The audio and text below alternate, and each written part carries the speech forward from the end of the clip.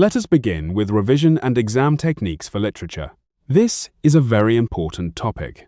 It will help you prepare for your exams and perform at your best. By the end of this lesson, you will understand how to revise effectively, how to approach different types of exam questions, how to write a good literary essay, time management strategies, common mistakes to avoid, and how to answer exam questions. Take your notes. Let us go.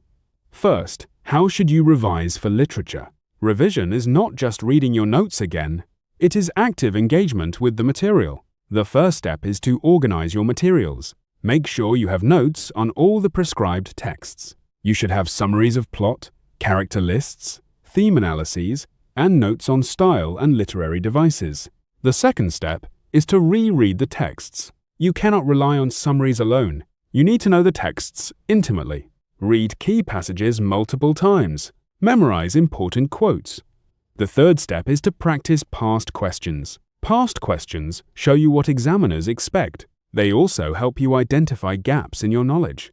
The fourth step is to create revision aids. Make flashcards with character names and key quotes. Make mind maps of themes and literary devices. Make timelines of plot events. These aids will help you recall information quickly. The fifth step is to discuss the text with others. Explain what you have learned to a friend. Join a study group. Teaching others is one of the best ways to learn. The sixth step is to practice writing essays. Time yourself.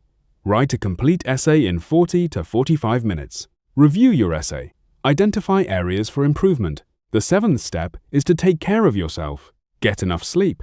Eat well. Exercise. Your brain needs rest to function well. Now let me explain the types of exam questions. There are three main types. The first type is objective questions. These are multiple choice questions. They test your knowledge of facts, characters, plot events, authors, and dates. To answer objective questions, read the question carefully. Eliminate obviously wrong answers. Choose the best answer from the remaining options. Do not spend too much time on one question. If you do not know, guess. You might be correct. The second type is short answer questions. These require a few sentences or a paragraph. They test your understanding of specific elements, character traits, themes, or literary devices. To answer short answer questions, be direct. Answer the question immediately. Use terms from the text. Provide a brief example. Do not write too much. Short answer questions are not essays. The third type is essay questions. These require a longer response, usually several paragraphs. They test your ability to analyze, interpret, and evaluate. Essay questions may ask you to discuss a character, analyze a theme, compare two works, or evaluate the effectiveness of a literary device. To answer essay questions, you need a clear structure, a strong argument, and evidence from the text. Now let me explain how to write a good literary essay.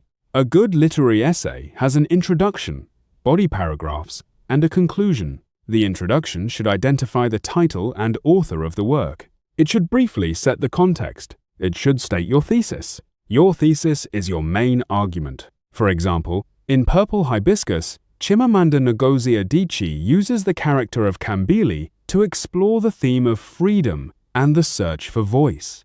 The thesis should be specific. It should not be a summary of the plot. The body paragraphs should develop your thesis. Each paragraph should focus on one point. Start each paragraph with a topic sentence. For example, Kambili's silence at the beginning of the novel reflects the oppression of her father's household. Then provide evidence from the text. Use quotations. For example, "Our house was silent. It was the silence of a house whose people have learned to speak in whispers." Then explain how the evidence supports your point. This quotation shows that the silence is not peaceful. It is the silence of fear. Then connect back to your thesis.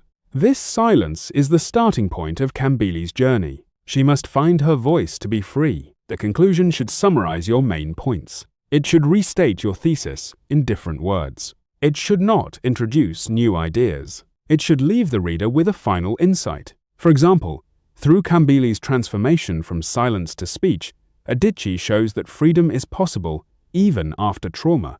The purple hibiscus blooms at the end of the novel, symbolizing hope for the future. A good conclusion is satisfying. It gives the essay a sense of closure. Now let me explain time management. You have a limited amount of time to complete the exam. Plan your time. Spend about 1 minute per mark. For example, if an essay is worth 20 marks, spend about 20 minutes on it. Read all the questions first. Choose the ones you are most confident about.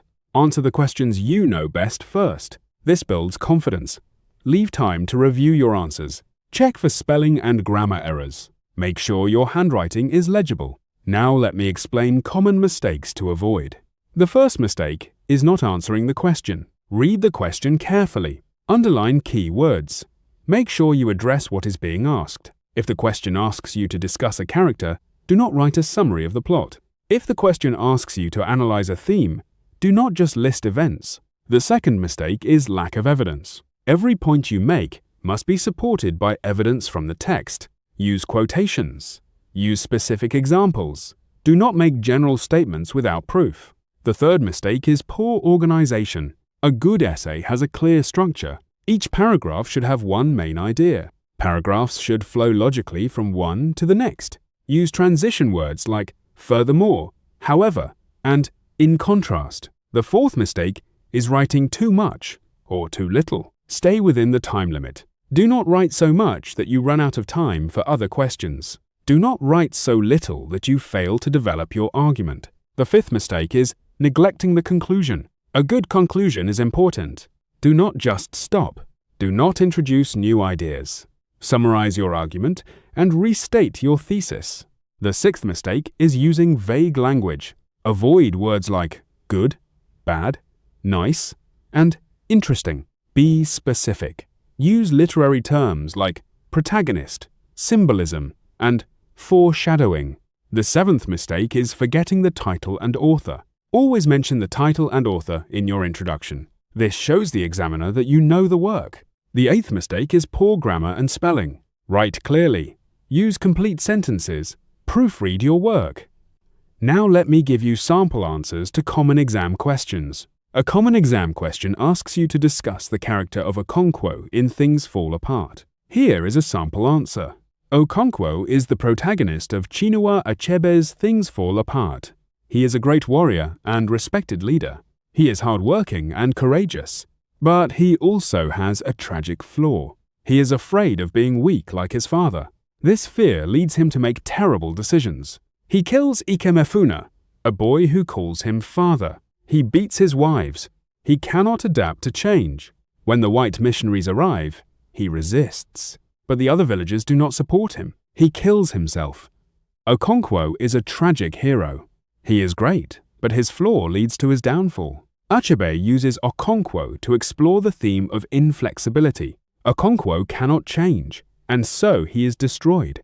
Another exam question asks you to analyze the theme of freedom in Purple Hibiscus. Here is a sample answer. The theme of freedom is central to Chimamanda Ngozi Adichie's Purple Hibiscus. Kambili, the protagonist, begins the novel as a silent, obedient girl. She speaks in whispers. She cannot laugh. She is afraid of her father. She is not free. At Auntie Ifeoma's house, she experiences freedom for the first time. She learns to speak. She learns to laugh. She learns to think for herself. By the end of the novel, she has found her voice. She narrates the story.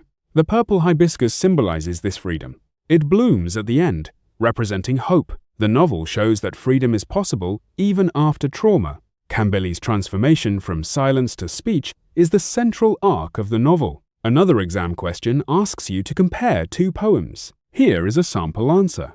The Anvil and the Hammer by Kofi Awenor and The Road Not Taken by Robert Frost are both about choices. However, they are very different. In The Anvil and the Hammer, the speaker is caught between tradition and modernity. He has no real choice. He is being shaped by forces outside his control. The tone is painful and conflicted. In The Road Not Taken, the speaker has a choice. He chooses one path over another. He cannot go back, but he made a decision. The tone is reflective and wistful. Both poems use imagery effectively. Awuna uses images of the forge to convey violence and pain. Frost uses images of a yellow wood and leaves to convey calmness and reflection. The poems show different responses to the human condition. Now let me explain last-minute exam tips. The night before the exam, do not cram. Review your notes lightly. Get a good night's sleep. On the morning of the exam, eat a good breakfast. Arrive early. Bring extra pens. Read all the instructions carefully. Read all the questions carefully. Choose the questions you will answer. Plan your time. Write legibly. If you have time at the end, review your answers. Do not leave early. Use every minute. Finally, believe in yourself. You have prepared. You know the texts. You have practiced. You can do this. Stay calm. Stay focused. Do your best.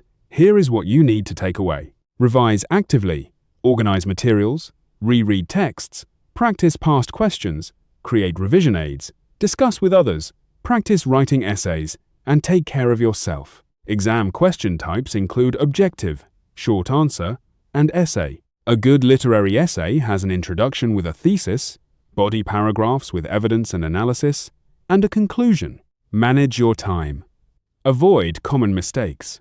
Not answering the question, lack of evidence, poor organization, and vague language. Use last-minute exam tips. Sleep, eat, arrive early, plan your time, and review. Review them regularly. Practice past questions. Good luck!